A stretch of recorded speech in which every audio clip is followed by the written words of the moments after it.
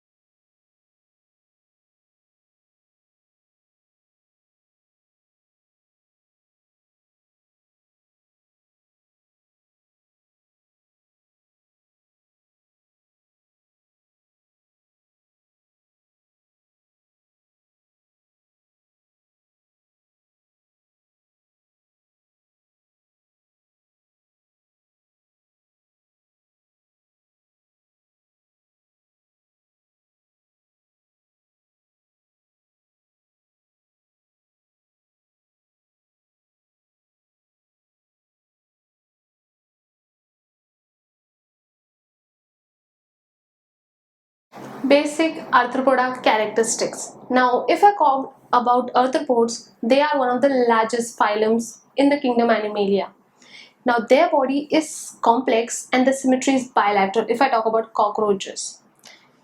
And they're made up of 3 different kinds of cells which are triploblastic in nature. They could be parasitic, they could be free living, anything.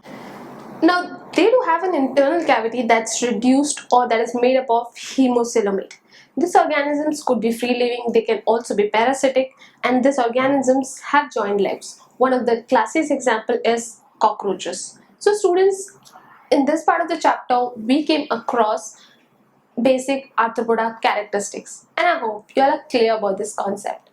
Thank you.